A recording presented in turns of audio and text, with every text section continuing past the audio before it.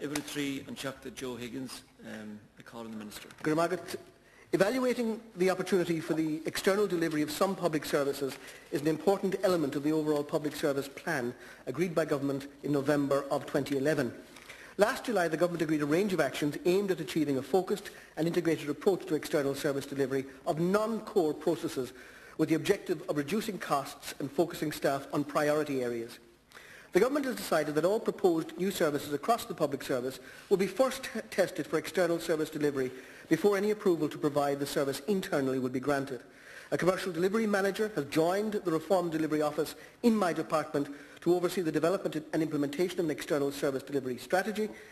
We are currently evaluating the potential to deliver cost savings and efficiencies with the four main sectors: health, justice, education and local government, by assessing the areas of non-core work that could be potentially delivered by an external provider.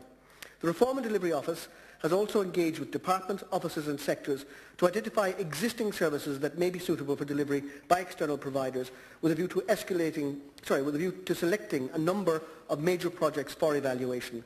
All of this is in line with the agreement we have with the public sector unions, the Public Service Agreement, better known as Croke Park, which sets out a clear process for engagement and consultation with public service employees and with their representatives, and which I have insisted is carried out in full. I'm not of the view that external service delivery options are a panacea for all our difficulties, but I do feel they can be part of an overall solution in the reform agenda for the public services as set out in our reform plan. Minister, what is this except a proposal for a wholesale destruction of sectors of the public sector and wholesale privatisation? Now, you're killing off tens of thousands of jobs in the public sector. You've already done so. You plan to kill off tens of thousands more. And at the same time, you propose to privatise services from the same public service that you are annihilating. So what is this, except an agenda to secure widespread privatisation? And what's the reason behind it? Is this to create call centre type operations with sweated workers to replace permanent pensionable jobs? Well, you said it's to reduce costs. Do your work, and with public sector workers, by bringing them to the heart of the management of public sector. If improvements are there to be made, then make them. But this is an incredible scenario. Have you not learned from the disastrous history of privatisation in this state? Well, telecom and Air Lingus to mention only two. Telecom, where the bleeding of Eircom by vulture capitalists has us years behind in terms of broadband investment, and Air Lingus, the destruction of an entire tremendous aircraft maintenance facility. I call the Minister. This is a disaster, Minister. Yeah. Well, Minister? Well, you might actually look at the specifics before you decide it's a disaster ideologically. Let's look at what we're proposing in terms of shared services, to have a people point so that we don't duplicate individual, for example, human resource management in every agency and in every workplace, that we rationalise that into one. And we can do the same with pensions management. That's what normal, efficient companies do. And I don't discriminate between public sector workers and private sector workers. Workers are workers and should be respected as such.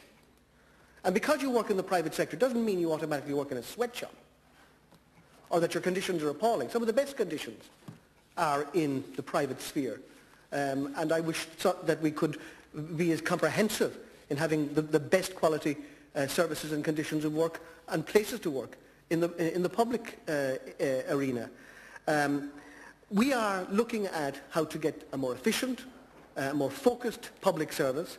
Some things can be done better in the private sphere. We don't need to, for example, if you were setting up a bakery tomorrow, you wouldn't expect to set up a laundry next door to do the laundry from the bakery. You'd get a professional laundry to do that. There are things that are done on scale that can feed into the public service so that the public service can actually focus on the things that it does best. And it is unique in providing quality services across a range of areas, in education, in healthcare, and in so many other areas that I'm determined not only to preserve but to enhance. Dr. Joe Higgins.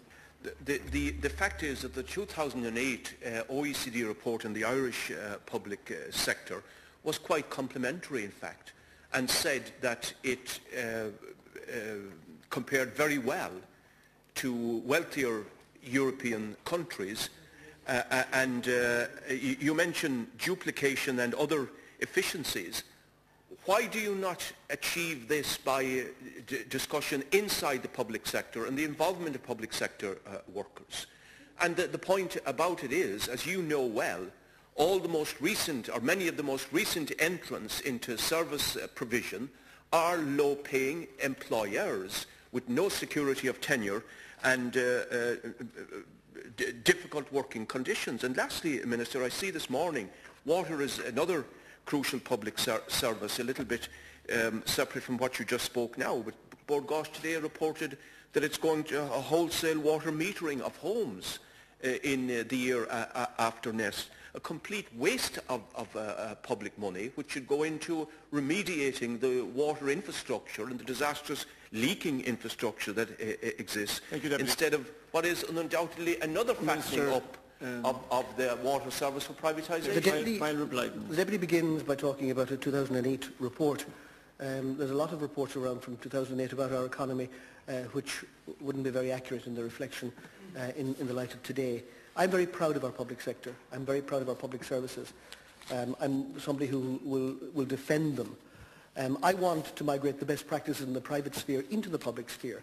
And I hope that the best practice in the public sphere, for example, integrity, will migrate into some elements of the private sphere, like banking, which is certainly has been absent in the past. In terms of the Deputy's two questions, let me answer them briefly. Should there be discussions? Of course there should be discussions. It's provided for in Croke Park. It's happening before we do any outsourcing. As laid down in Croke Park, interaction, dialogue with the unions. And in relation to water, water will remain as a public utility in public ownership. That is understood. But it is part of the programme for government and part of the memorandum of understanding with the Troika that we would have water metering. In the name of Deputy Sean Fleming.